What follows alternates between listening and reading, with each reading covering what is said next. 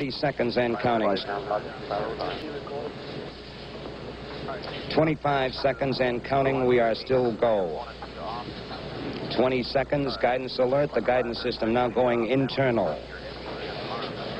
15, 14, 13, 12, 11, 10, 9, 8.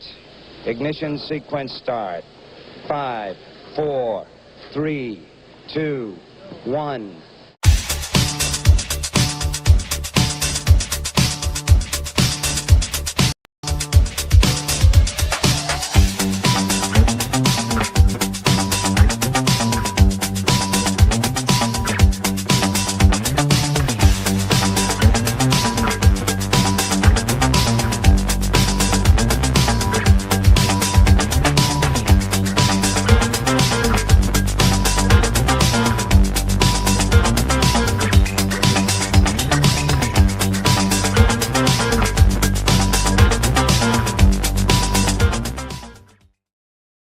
Good evening, everyone. I hope you're doing well. Welcome to the Angry Astronaut. You'll see that I'm in a different location, and that's because I'm at a hotel in Heathrow getting ready to get on a plane in less than 12 hours. On my way to the United States, where I will be attending a space symposium.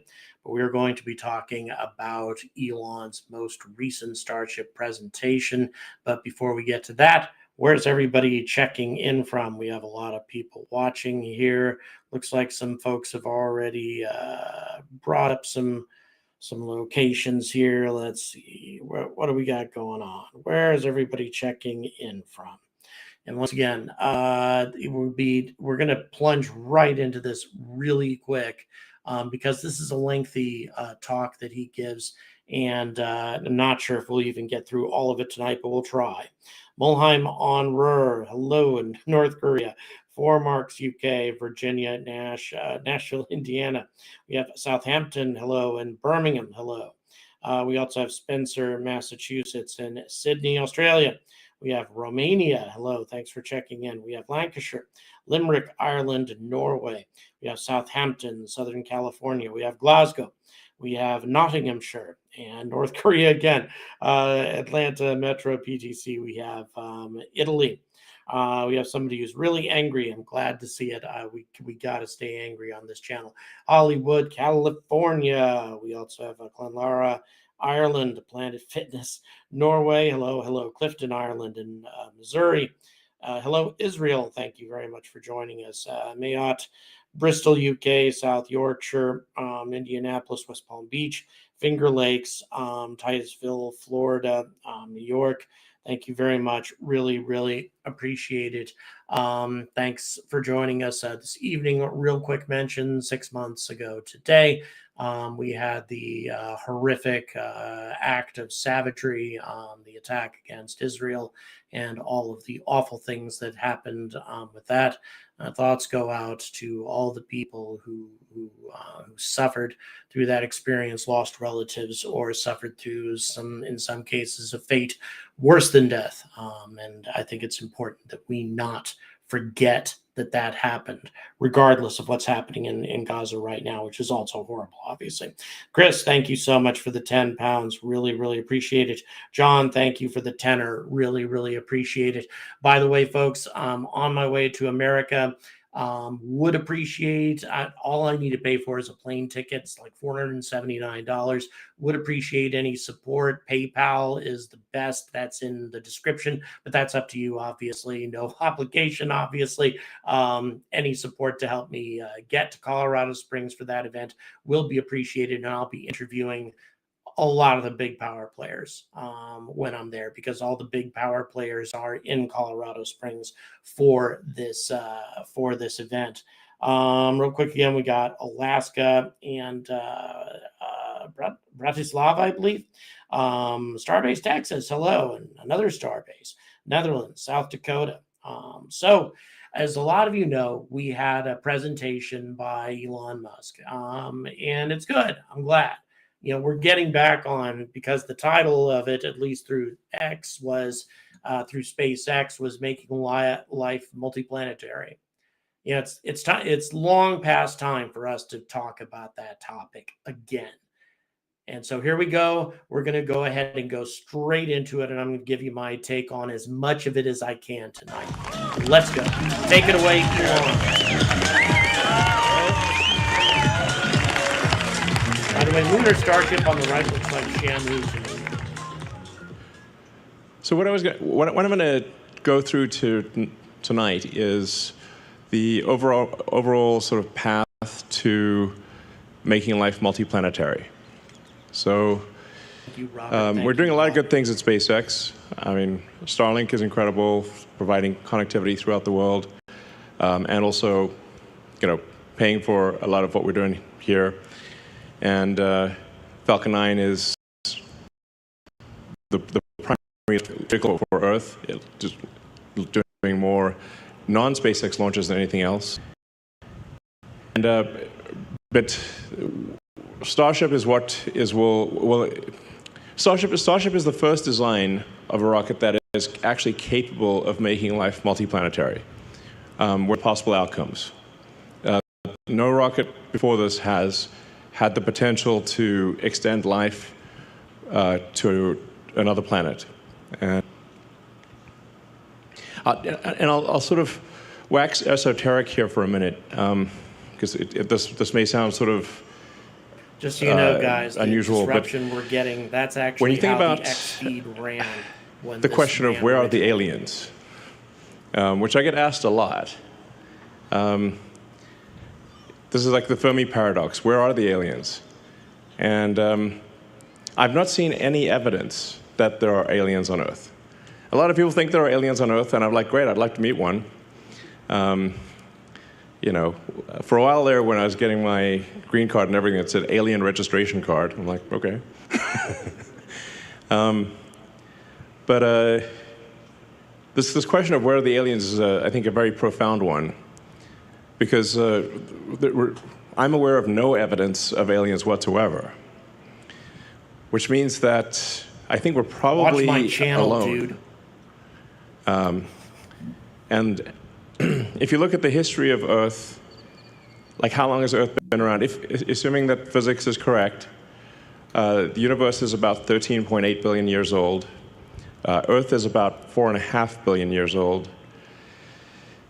When you think about how old is civilization, I think the right measuring point for civilization, in my view, or a good measuring point, would be the advent of writing. So the first writing is generally considered to be the ancient Sumerians. Where are they now? They died out. But about 5,500 years ago, it was archaic pre-cuneiform. In fact, I suggest it's like an interesting rabbit hole to read about. Guys, as interesting as it is to listen about the Fermi paradox, that's not what the topic. And as you've heard me say before, we don't want to be one of those lame one planets. We're not here to talk about aliens. Ideally, before World War 3 of Starship. Maybe 2. What we're going to do is try to get the status of Starship and what Elon has in mind for that. And we need to mute out copyrighted music. Also, you guys may notice that we're, for these moments where we got music, we need to get rid of that. But as interesting it is to listen to Elon wax esoteric about the Fermi paradox, it's not applicable to the topic of tonight's video. We really need to talk more about, what SpaceX is doing to make life multiplanetary.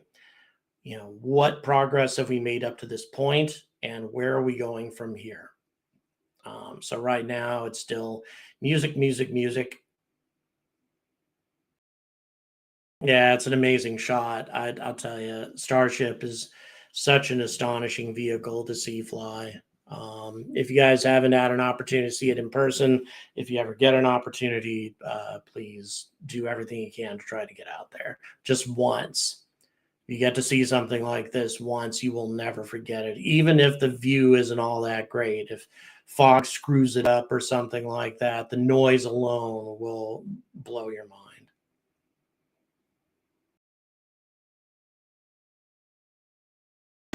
All right, let's see what congratulations, guys. You did that.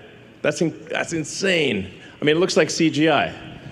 I mean, it's hard to believe that that is unfiltered video. That's just the actual what the camera saw. No filters, no nothing. That's actually what the camera saw, which is insane. So, you know, you're doing incredible work that I think almost no one thought would actually happen. So it's wild that this strange spot, we're basically on a sand spit by the Rio Grande, near the beach. And that is actually the gateway to Mars. Has to be like, if this was a movie, you'd be like, no way. Come on. Too implausible, but it's real. And it's due to you guys. Congratulations.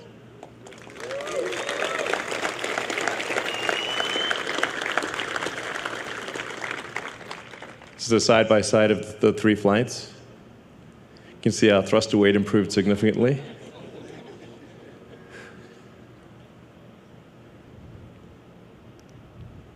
So we've made tremendous progress from Flight 1 to Flight 2 to Flight 3. And we got Flight 4 coming up in about a month or so. And with Flight 4, we should, if we get, if fate smiles upon us, we'll get through the high heating regime and smash into the ocean at a controlled spot. Okay, my first comment about things that he's saying right and then, now, hopefully I be able actually to believe that also do this he's with right the about booster. this. From the time that he's saying this, land roughly on a month, essentially maybe a virtual little bit tower. more, is actually doable. If the landing on the virtual tower with the booster works, then we will actually try with Flight 5 to come back and land on the tower. Yeah. So once again, Flight 5 for the tower. That's that very will much be a make-or-break success-oriented schedule, situation. but it That is could in the realm of seriously damage possibility. the launch pad, but it would also But be I would say, like, the huge odds of leap us forward. actually being able to catch the booster with the Mechazilla arms this year, I think, I don't want to tempt fate, knock on wood, but I think the odds of actually catching the booster with the tower, probably like 80, 90% this year. Which is insane. Like, actually, when we first talked about it, it sounded so batshit crazy. We're going to have a giant, it's like literally bigger than Mechazilla from this movie. That you'd catch like the biggest flying object ever made with mechanical arms out of the air. But we're going to do it. So, Matthew, thank you for the 5. I really appreciate it. Thank it may not you, work, Robert. you know, I've had necessarily lots the of first super chats time, but flooding it, in. I it really will work. appreciate that. Okay, I'll make a comment about that now. I have a great deal So of really, confidence Starship that eventually is really they'll the be key able to making get the catch maneuver completed successfully. I think that that's doable. This year, I don't know. Right now, I mean, still their ability to control the booster is still very much in question. I mean, they can't even get it down to the ocean successfully at the moment, let alone guide it back successfully for a soft landing. And yeah, I mean, if they had maybe a half a dozen tries, I think they probably could catch it on one of those 6 tries. However, if on any of those other tries, they significantly damage the launch pad, then that's going to be a substantial delay before they get to try again. And of course, also, if anything goes wrong with the booster catch, that counts as a mishap, a more significant mishap, which has to go to the FAA. The FAA has to investigate it, et cetera, et cetera. So I think his goals of catching the booster this year, I mean, maybe, I'm not going to say it's impossible, but I would say that the odds are very much against it. Okay, let's keep going, Elon. Life multiplanetary and preserving the light of consciousness. That's what it's all about. And it may end up being the most important thing that we ever do. I think that like the light of consciousness is like this tiny things, but Yeah, we want to have at least a million-year civilization. And I'm sorry, guys, this is a 45-minute presentation, and it's missing a lot of and with key my commentary, resources. this could go on for hours, and so we want to get to the key points. Also, the insulating value of the moon relative to Mars can last a million years. You know, we often get caught up in like the day-to-day things, but we want to have at least a million-year civilization, if not 100 million-year civilization, or a billion-year civilization. So, absolutely crucial to that goal is becoming a multi-planet species. I agree completely. People often ask why Mars. We must become a multiplanetary civilization as quickly as possible. Options, frankly. So, if Venus is a superheated, high-pressure acid bath. So, not what you don't want to go to Venus. That's an oversimplification there, Elon. The moon is close, but it doesn't have an atmosphere. The gravity is only 1/6 that of a... The comment that he just made about Venus is a gross oversimplification. Yes, the surface of Venus is a horrific place indeed, but there are strong arguments to be made that if you could make a floating base or a floating city, which we could do with our current technology, would actually be a better place for a colony. Reason being, the temperatures are roughly Earth-like at the right altitude. The pressures are roughly Earth-like, which means you don't need, you know, a space-rated spacesuit. All you need is a vacuum suit to survive those kinds of situations. Obviously, the acid in the clouds is nasty, but the acid tends to be at lower atmospheric levels than we would build a base. There are a number of things that actually make Venus more attractive than Mars. I'm not saying it's a better solution, definitely, but there are arguments to be made. Go ahead and continue, please, producer. Earth, and it's missing a lot of key resources. So, also the insulating value of the moon relative to Mars is much less. So if there's something that takes out Earth, like let's say there's a World War III, global thermonuclear warfare, they'll probably throw a few nukes at the moon.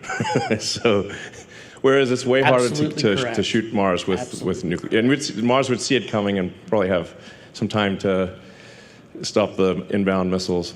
So the value of Mars, the distance and time required to get to Mars actually has an insulating benefit for the continuation of consciousness, even if there's something terrible happens on Earth. And then once we go beyond Mars, there's some asteroids like Ceres, some of the moons of Jupiter. Starship would ultimately be capable of reaching anywhere in the solar system. And then we'll need something, a new level of technology to go to other star systems. But if we can't at least get to Mars, then other star systems are hopeless. I mean, it's a fixer-upper of a planet.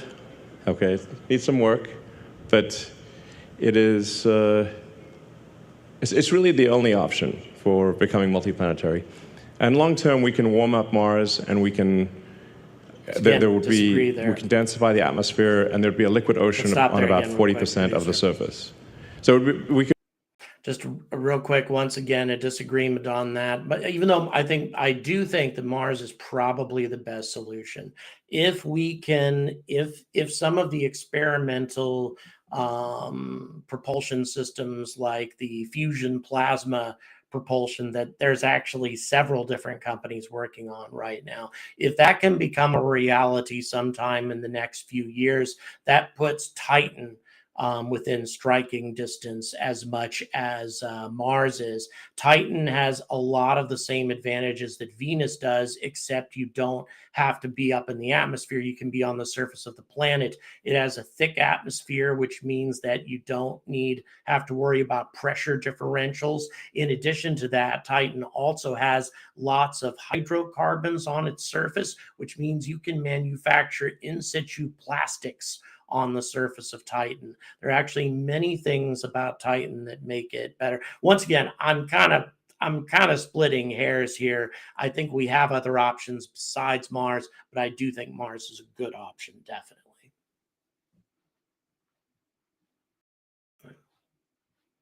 Please go ahead. I'm sorry. Make it an Earth-like planet long term. Yeah. Let's go ahead and let's hit. Okay, never mind.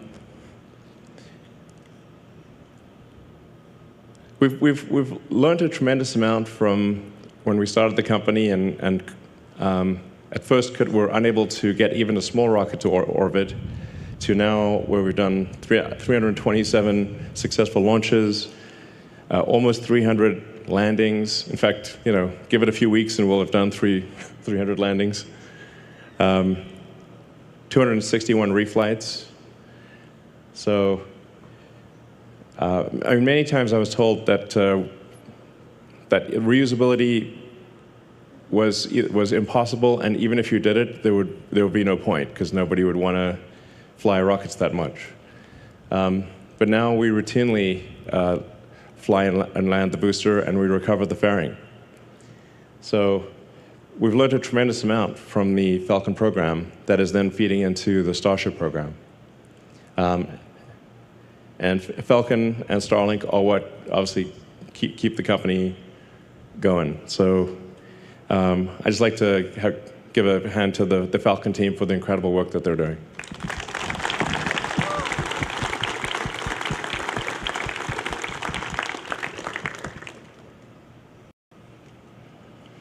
And then Dragon.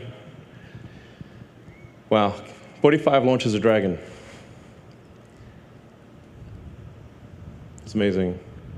And we've flown 50 crew members to orbit, 46 to the space station. And everyone has come home safely, which is the most important thing. So, incredible work by the Dragon team. So let's give them a hand. That was, couldn't ask for a better outcome.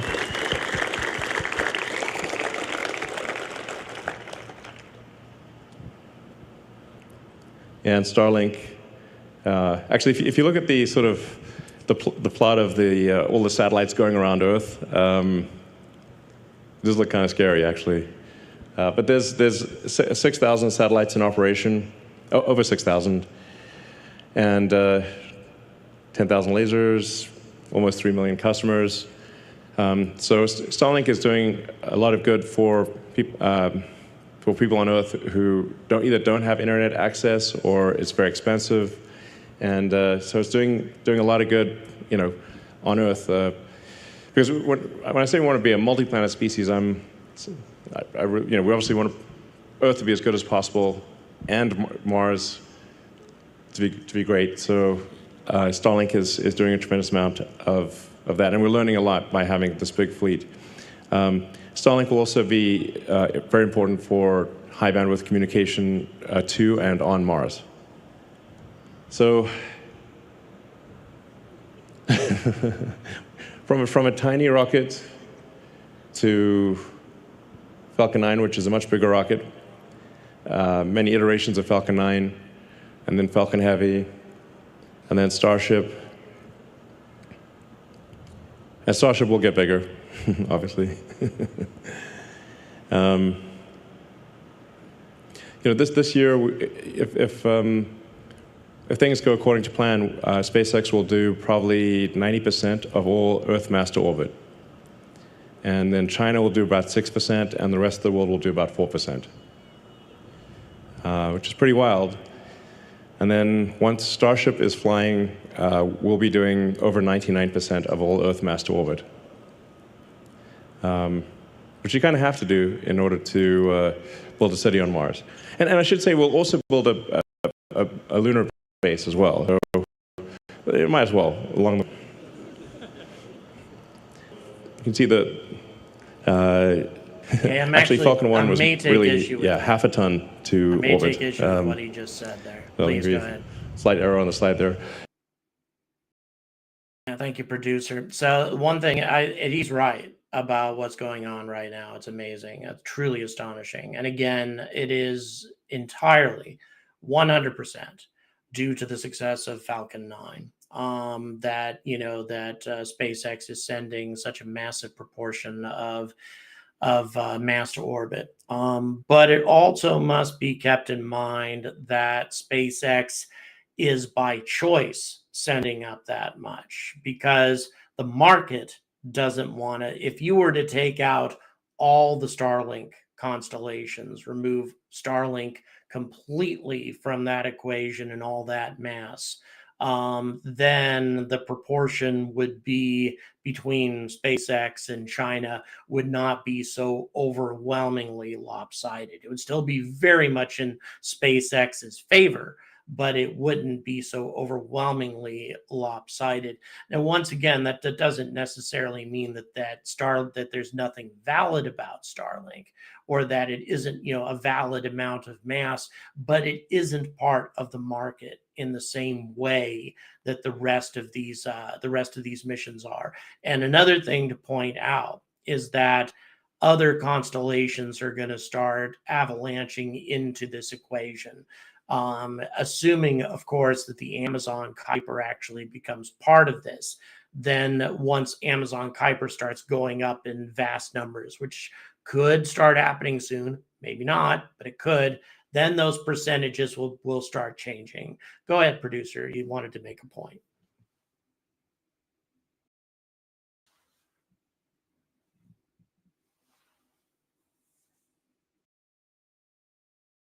Yeah, SpaceX currently owns 54% of the hardware on orbit that's currently up right now.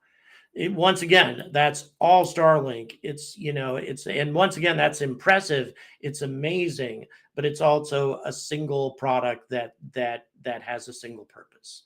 And so, yeah, it's incredible. It's impressive, but sometimes it can kind of skew the numbers and make things seem like that they aren't. If you took Starlink out of the equation, because Starlink is SpaceX, and so the profit margin isn't there yet until Starlink actually starts making a huge profit, which they're not yet, not at this point.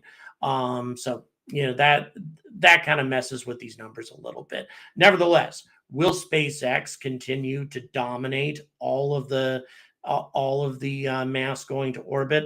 Absolutely. Absolutely. Yeah.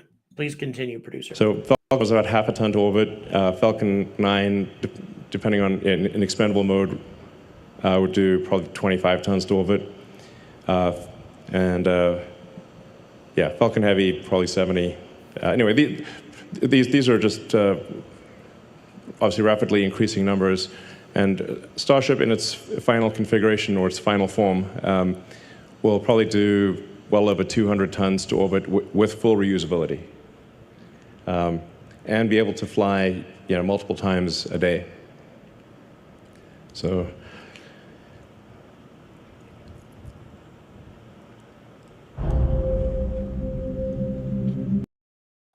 okay, we're going through, and I'm kind of glad they brought up the music at this point. Once again, several times a day, you have to beef up those launch facilities. Because right now, whatever, they're gonna have to find a way to build a completely rocket-proof launch facility, especially if they're going to increase the thrust for Starship as well. I mean, it's ridiculously powerful as it is right now, and we're talking about upgrading its power even further, multiple times a day. Again, I'm a big time show me guy. I'm not from Missouri, but I'm a big time show me guy. I really think, if you're going to make bold claims like this, you got to show me. And yeah, Falcon 9 has accomplished amazing things. SpaceX has done amazing things with both Dragon and Falcon 9. But just because they've done something fantastic with one rocket doesn't mean that they're going to duplicate that excellence with another rocket. I think they can, but there's no absolute certainty about that. Achieve that this year. Like I said, probably 80-90% this year. And then there's recovering and reusing the ship. The ship will take longer. So the ship, I think we will want to have at least 2 consecutive successes of a given design that land at a specific point in the ocean or smash into a specific point of the ocean before we try to bring it back to the launch site, because we do not want to rain debris over Mexico or the U.S. So my guess is probably next year is when we will be able to reuse Starship. But I think it's highly likely that this year we will bring Starship to, or the ship side of it, to a controlled point in the ocean, and have it basically land on a virtual tower somewhere in the Pacific or the Indian Ocean. And we've already proven that we can do the final phase of landing, so coming from sort of a belly-first position to rotating the ship and landing vertically. We proved that right here. So we just need to be confident that we can get through the high heating portion of reentry reliably, and then we will bring the ship back and it will land on the tower as well. And we're going to build more Mechazillas. So there's going to be 2 launch towers here, and then 2 launch towers at the Cape as well. So we'll have 4 launch towers for Starship, probably by sometime next year. So we're aiming to have the first Cape launch tower and launch system operational around the middle of next year. And that'll be important for launch azimuths that are sort of fly over land.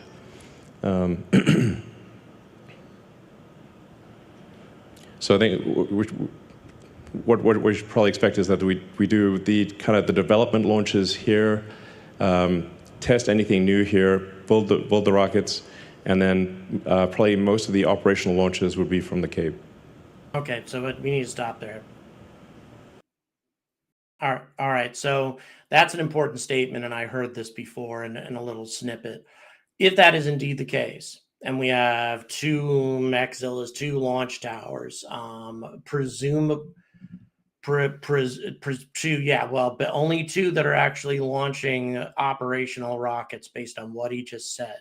The majority of the testing going on in Boca, everything else happening at Cape Canaveral. What that means is that each individual launch tower, in order to do any sort of realistic refueling, you need to have each launch tower launching a Starship every month. And then you would stagger them out. One launch tower launches a Starship in 2 weeks. Another, launch tower launches the other Starship in 2 weeks. If you're assuming 10 refueling missions in order to get Starship to the moon, again, I'm thinking Artemis or Mars for that matter, then you're looking at a total of 5 months for that many launches, at least currently, if you're talking a month per launch tower. Now, will the cadence get better? It depends on what we see at Cape Canaveral. I think that it's very interesting, and I think very important to note that they have demolished everything that they built out at Cape Canaveral right now. And the reason for that is, in my opinion, that they have seen that what they have at Boca is not doing the job, not well enough. It's taking too much damage, and it takes too much time in between launches to really realistically refuel a Starship fuel depot. And so they need to build something more resilient, something tougher out at the Cape. And I think that that's going to be their next task. And also, I really think that it's very possible that we're going to have flame trenches at the Cape. Even though I think the water-cooled plate has been a useful innovation, I don't know if it's going to give the kind of cadence that we need. Go ahead, please. So this year we're planning to build another roughly 6 boosters and ships. and that production rate will increase a lot next year. That's why we're building the giant factory. Ultimately, we'll need to build a lot more ships than boosters, especially for Mars, because it's you'll actually want to use the ship, take apart the ship and use it for raw materials on Mars, because the ship materials will be so valuable. Most of the ships you wouldn't want to bring back. You'd want to just use them for raw materials. Eventually, we will want to bring ships back, and I think we'll want to give people the option of coming back because they're more likely to want to go if there's some option of coming back. But I think most of the people that go to Mars will probably never come back to Earth. So, and we'll need to ramp production to pretty high numbers. Like, I think ultimately probably a ship every, multiple ships per day, basically.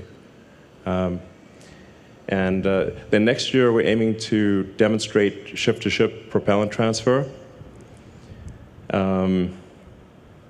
It's hard to make this not look a little bit naughty, because it's two ships connecting and doing a fluid transfer. It's just what it is. But this is actually a very important, this is a very important step on going to Mars, because you need to get the ship to orbit and then do orbital refilling, kind of like aerial refueling. And that's really, you'll need about 5 or 6 refilling missions for every one mission that goes to Mars. So roughly 5 to 1. So, and this will also be very important for the Artemis program for the NASA. Go ahead and stop this, please. I'm sorry, producer. All right. So once again, Elon is sticking to his guns in spite of what his own representative said on a conference call with NASA about Artemis. Even if Starship can transfer 200 tons, fully reusable, as he is saying, and maybe it can, and at some point, I'll take him at his word, you still don't get Starship completely refueled with 5 missions. 5 times 200 is 1,000 tons. You still don't fully refuel Starship with 5 missions. I don't know why he's trying to die on this hill, because at this point, he's even contradicting his own representatives when they make statements to NASA. As I said, they were NASA when on the conference call I was on, the Bill Nelson called the SpaceX rep out onto the carpet and said, because she was asked, by a reporter, how many refueling missions do we really need? We get a lot of vagaries about this. Elon says 6, NASA says 16. What's the reality? She didn't give an answer at first. Instead, she said, well, this is why we're going to make it a lot easier. And then that was it. And then Bill Nelson cut in and he said, I believe the man asked you, how many refueling missions is this going to require? He was pissed, and you could hear it in his voice. And at that point, she said, roughly 10. Okay, again, this is a SpaceX rep who said this. So again, is there just that big of a disconnect between her and Elon? Does Elon know something she doesn't? Maybe. But at the same time, even if it is 200 tons per mission, fully reusable, the math still doesn't add up. And that bothers me, that we're this late in the process and the math doesn't add up. And I know I sound really harsh about all this. And I'm sorry, because on the fundamental level, I actually believe in all of this. I want us to become a multiplanetary species. I believe that we can colonize Mars. But at the same time, I'm not a big fan of claims where the math doesn't add up. Go ahead and continue, please, producer. To get back to the moon. So we'll want to have a ship that is, well, it's going to be a specialized ship for the moon, like this. So the moon, obviously, there's no mechazilla, so we need landing legs. And you don't need a heat shield, and you don't need flaps, because there's no atmosphere. So the moon ship would be specialized. And now ultimately, I think we want to build a moon base Alpha, and have a permanently occupied base on the moon. Like, that would be super exciting. And so you'd have a bunch of ships that are specialized for going to and from the moon, but they never come back to, they never land back on Earth. They just would dock with propellant tankers to get orbital refilling.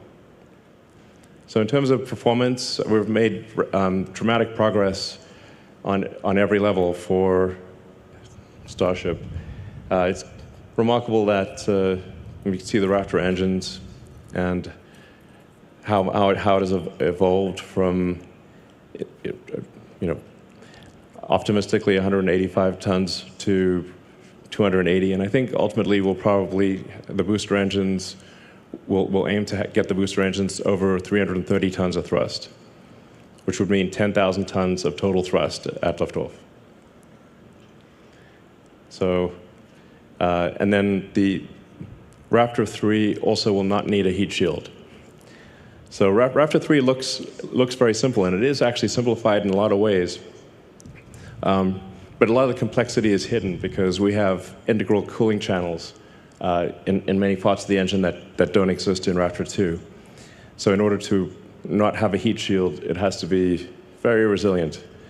But that is actually what Raptor 3 would look like. Raptor 3 looks like it's missing a bunch of parts, but actually those parts have either been deleted or they've been integrated into the system, and like I said, with integral cooling channels. And where you need secondary plumbing, the secondary plumbing has also been integrated into the pump and into the chamber jacket, and yeah, so it's much simpler. Well, it's actually extremely difficult to build Raptor 3, but it will be easy to integrate and will have higher performance and lower total mass, and be more reliable. So.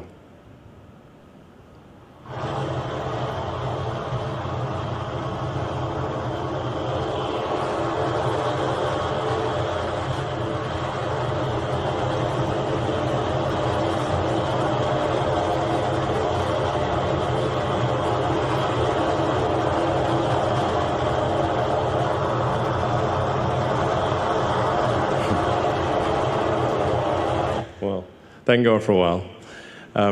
So I find it interesting to look at if you look at the flame tail on Starship and how long it is. It's a very long flame tail, which is due to the fact that the chamber pressure, well, it's just outputting a lot more gas at a higher velocity. But I think the flame tail is like maybe 1,000 feet long. It's like more than twice the length of the rocket. And that will actually get, as we increase the thrust, that will get longer.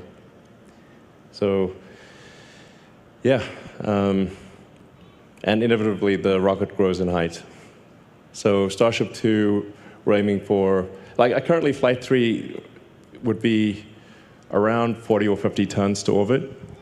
So the current design, Starship 2 will be over 100 tons, and then Starship 3 will be over 200 tons. It's going from around 7,000 tons thrust to over 8,000. But I think we'll end up ultimately with more than 10,000 tons of thrust. Thanks, Mike. Probably 7,000 or 8,000 tons of liftoff mass, and at least 10 meters taller. We'll see. Tends to grow.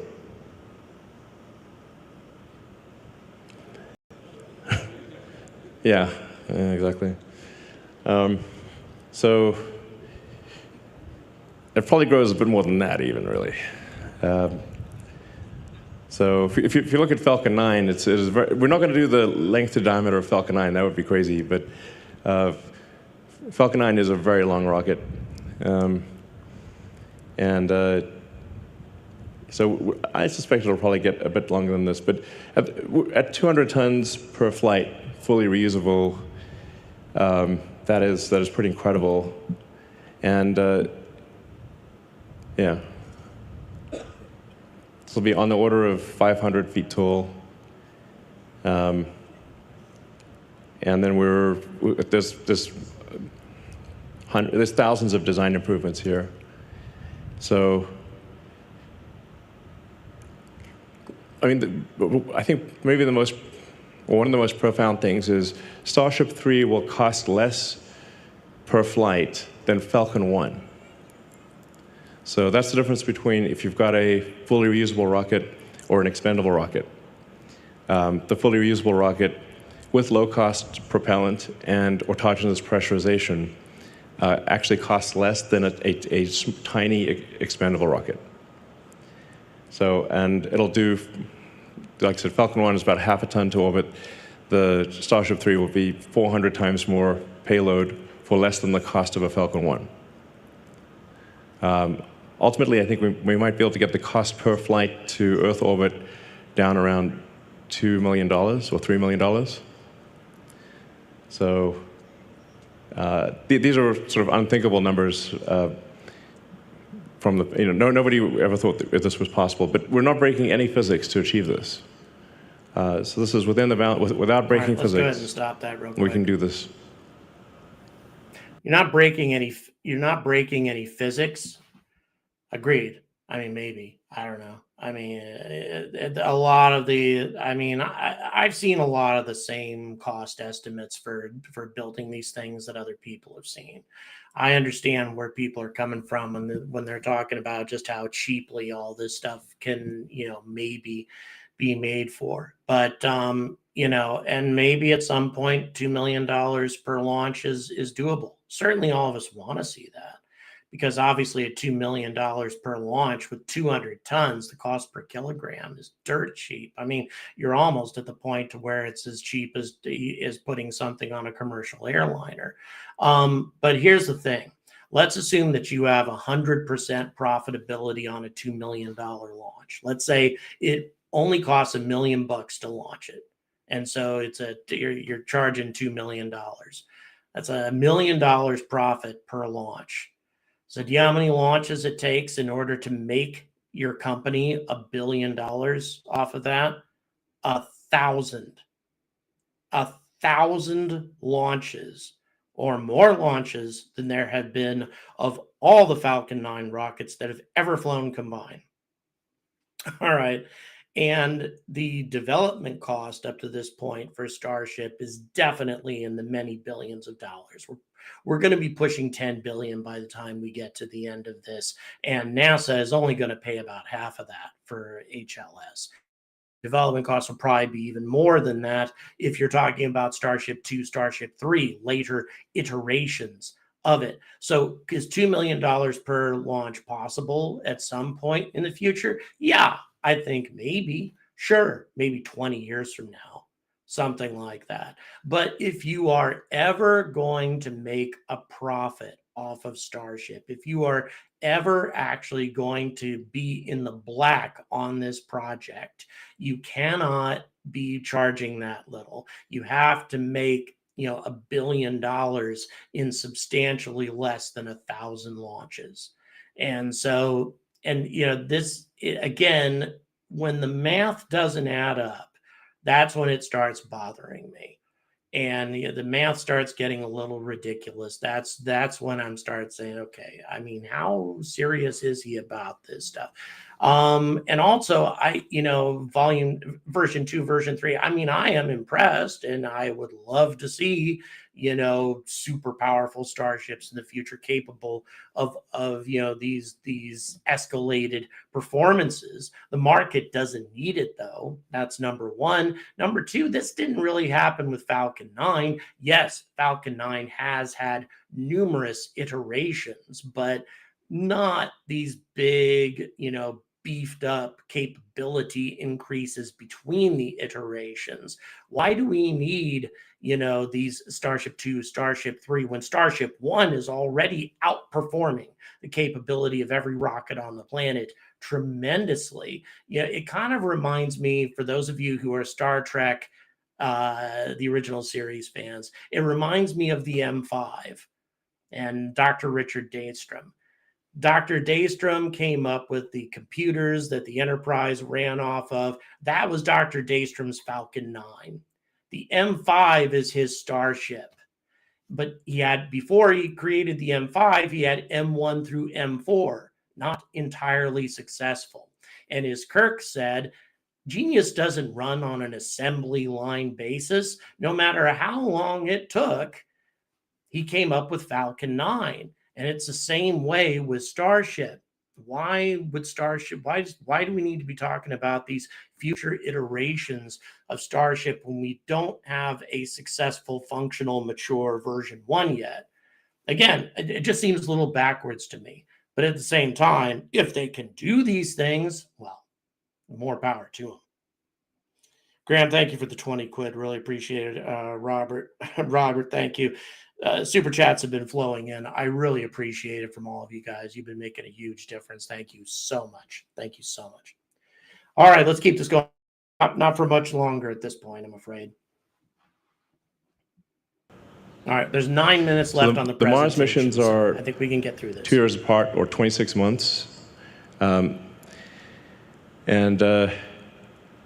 If you look closely at the Starlink router, you see the home and transfer from Earth orbit to Mars orbit. And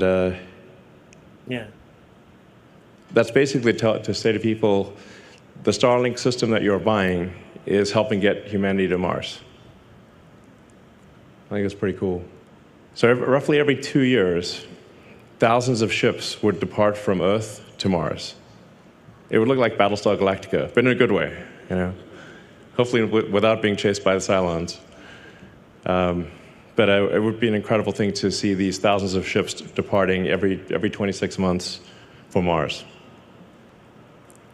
What this diagram is basically saying is that for getting to Mars, we would essentially create a kind of a propellant depot ship. The propellant depot would look more like a hot dog than like a sphere. It's really just a long ship with a lot of insulation. And we'd fill that ship up.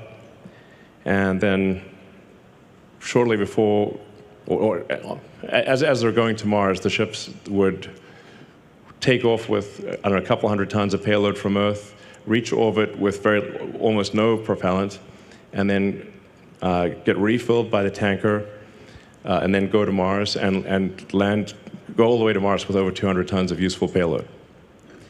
Then on Mars, in the beginning, I think we would simply reuse the ship materials, so most of the ships wouldn't come back, but then over time, you'd want to bring the ships back so you could reuse them. And for that, we would need to create methane, CH4, and oxygen, O2 on Mars, which you can do with H2O and CO2. So the atmosphere is CO2, and there's plenty of water ice, H2O. And so it's kind of like tailor-made for, well, actually, the reason we have a methane oxygen system is because you can make methane and oxygen on Mars fairly easily, like just not a total walk in the park, but the ingredients are readily available to create methane and oxygen on Mars. So you build a propellant depot and bring the ships back and build out, as quickly as possible, a self-sustaining civilization on Mars. And we want to get the cost of going to Mars such that almost anyone could afford it. So, like if somebody were to just work hard on Earth, save up, and that they'd be able to go to Mars. So it's like anyone, ideally, almost anyone could go to Mars. And I think you'll see a lot of governments also sponsor people, and ultimately we'll want to get, so there's kind of an optimal landing zone on Mars where you have resources, so you've got access to water or frozen water, that you're not too close to the poles, so you can use solar power. It would be nice to use nuclear. I don't know if we'll get the approval, but nuclear would be very handy on Mars because you can use the heat, and you can generate electricity. So, and then you kind of want to be about 2 kilometers below sea level. So if Mars did have an ocean, you'd actually be quite deep in the ocean, at least at first. Yeah, so let's see. That's Mars. Kind of want to land about halfway between the pole and the equator, in a kind of a deep area of Mars. The deeper it is, the more you can use the atmosphere to brake, and the atmospheric density is higher. So these are all the things that would have to be developed. Sometimes people ask me, are we developing these things? I'm like, not yet, because this is the cart, and we need the horse first.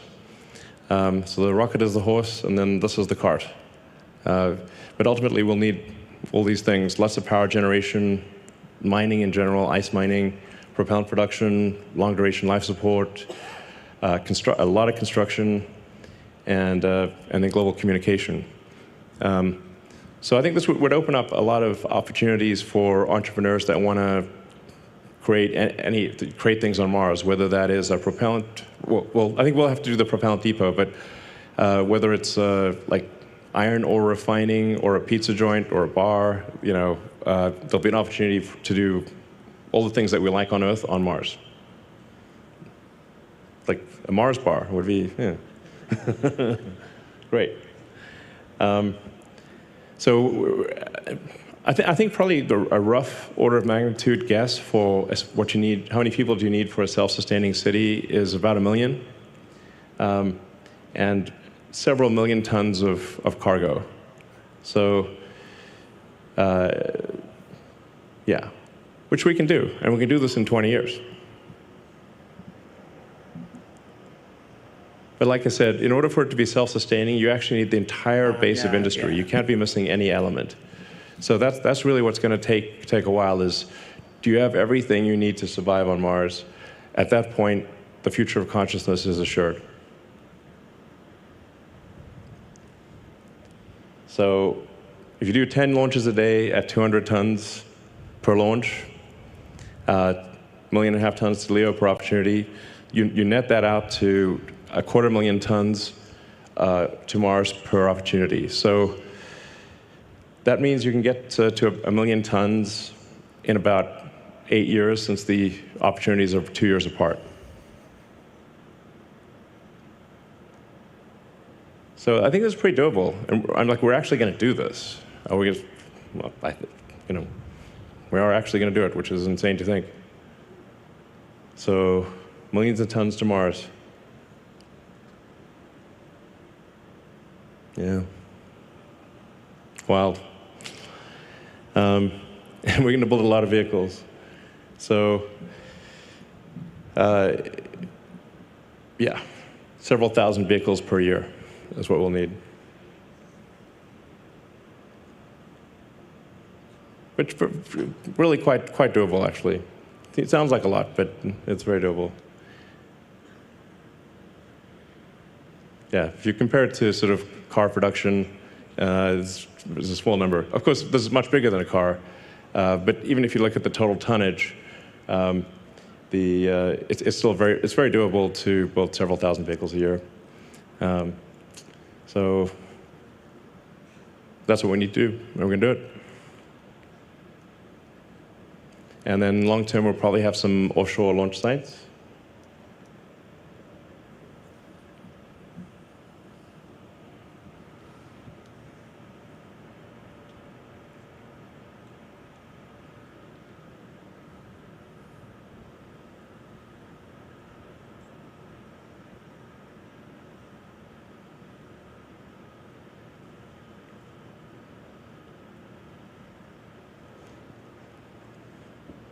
You can just imagine all of these starships waiting in orbit for the planets to align, and then this gigantic Starfleet taking off from Mars.